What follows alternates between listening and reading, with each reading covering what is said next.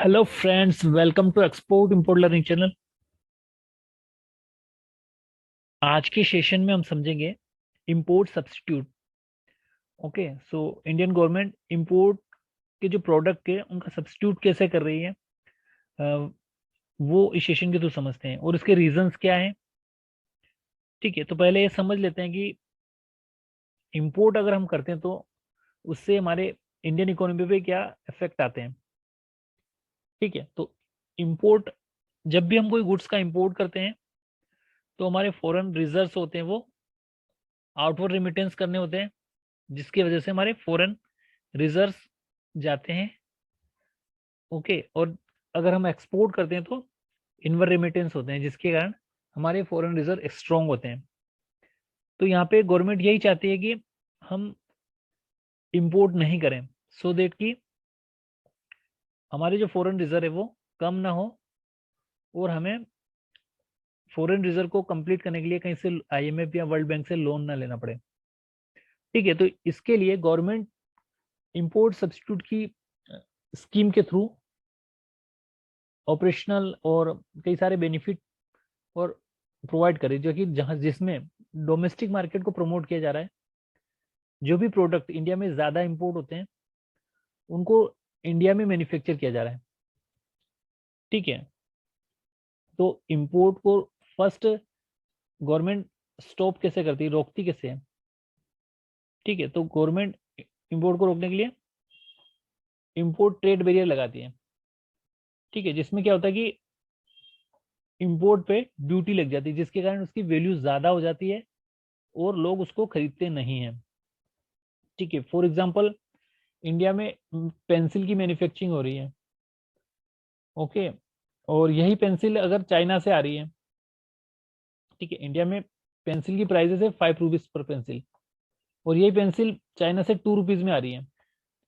तो यहाँ पे जो इंडियन बायर अट्रैक्ट होगा चाइना पेंसिल पर, क्योंकि उसकी प्राइसेस लो है।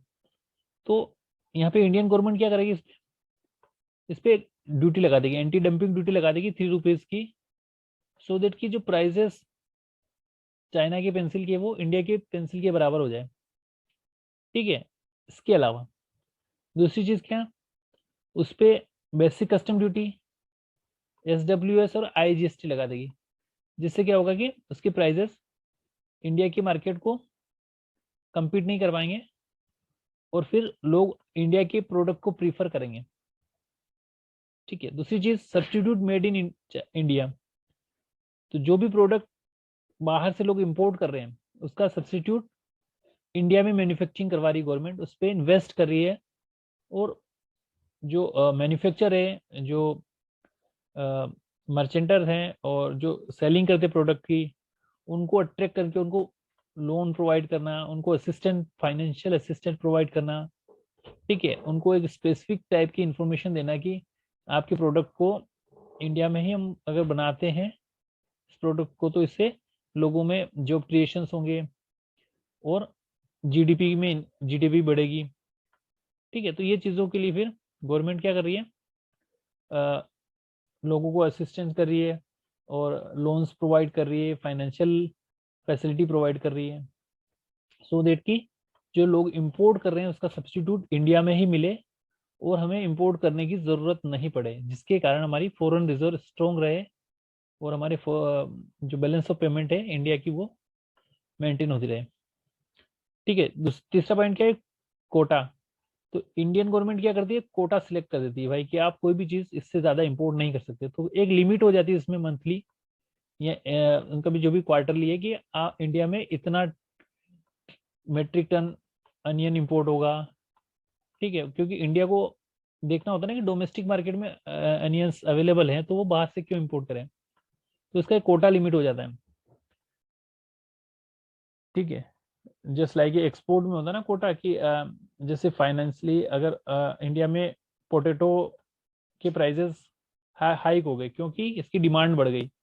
ठीक है, डिमांड बढ़ गई और सप्लाई कम है, जिसके कारण प्राइस हाइक हो गए। तो गवर्नमेंट क्या करेगी, कोटा सेट कर देगी कि भाई आप इससे ज्यादा एक्सपोर्ट नहीं करोगे, क्योंकि first we need to fulfil the our requirement then we will export.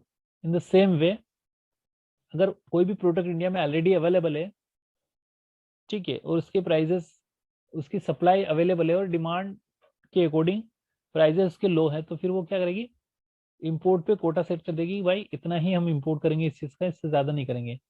ठीक है, और फिर इसके अलावा और क्या करती है government, promote industrialisation and manufacture. ठीक है, इनको इनका जो वर्किंग, जो लाइसेंस की जो फैसिलिटी होती है उसमें डॉक्यूमेंटेशन और सारा सिंप्लीफाई करना, उनको इजी तरीके से ऑनलाइन की सारा काम हो जाना, ये सारी चीज जो लोकल मार्केटर्स होते हैं, मैन्युफैक्चर होते हैं, इंडस्ट्रीज होती है, उसको प्रमोट करने के लिए बेनिफिट देती हैं।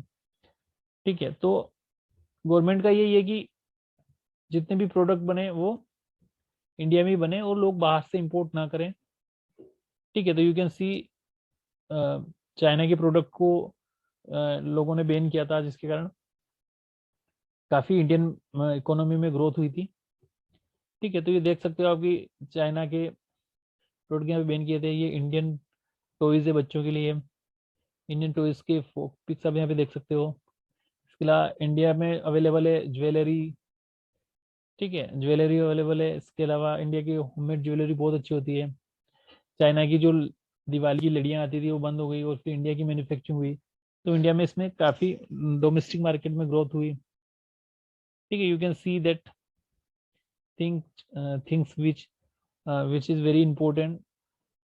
ओके, सो हमें यही देखना चाहिए कि हम अपने इंडिया की चीज़ों को खरीदें और बाहर की चीज़ों को इम्पोर्ट ना करें, जिससे कि हमारे जो फॉरेन रिजर्व वो बने रहें। ठीक है, इसके अलावा रीजंस क्या है इम्पोर्ट सब्स्टिट्यूट का रीजंस क्या है? रीजन है कि इंडिया अपने फॉरेन रिजर्व को मेंटेन करके रखना चाहती है।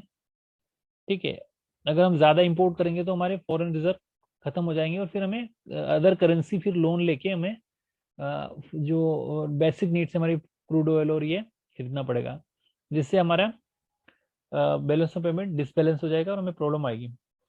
इनकरेज डोमेस्टिक मार्केट को इनकरेज किया जाता है कि नए नए प्रोडक्ट बनाए और मैन्युफैक्चरिंग करे, जिससे कि अदर कंट्री में जाए और इंडिया की मार्केट स्ट्रॉन्ग हो, हमारे इंडिया के प्रोडक्ट यूनिक प्रोडक्ट हो जो कि वर्ल्ड लेवल पर बिके। इसके अलावा एम्प्लॉयमेंट जनरेशन, ये भी एक रीज़न है कि गवर्नमेंट डोमेस्टिक मार्केट पे काफ़ी प्रमोट करने के लिए उस पर खर्चा करती है, उनको असिस्टेंट करती है, गाइडलाइन प्रोवाइड करती है, उनके लिए प्रोविज़न आते हैं जिससे कि उनको बेनिफिट मिले। तो ये चीज़ें जब होती है तो लोगों में नए नए प्रोडक्ट बनाती है कंपनियां, तो फिर वहाँ से जॉब क्रिएशन भी होता है और इंडिया को बेनिफिट मिलता है। तो आज के सेशन को समझने का यही रीज़न था कि हमें अपने इंडिया की में जो इम्पोर्ट हो रहा है उसको रोकने के लिए हमें अपने इंडिया के बने प्रोडक्ट को यूज़ करना चाहिए, जिससे हमारे डोमेस्टिक मार्केट की ग्रोथ होगी, हमारी जीडीपी बढ़ेगी और हमें खुद ही अपने ऐसे प्रोडक्ट बनाने चाहिए जो इंटरनेशनल मार्केट में कम्पीट कर पाए, जिससे जब हमारे प्रोडक्ट इंटरनेशनल मार्केट में जाएंगे लोग उनको खरीदेंगे और हमारे इंडिया की उन गुड्स के अगेंस्ट जो पेमेंट आएगी, जिससे हमारा फॉरेन रिजर्व स्ट्रॉन्ग होगा। सो गाइज, आज के सेशन में इतना ही। Thank you for watching the session. Have a nice day.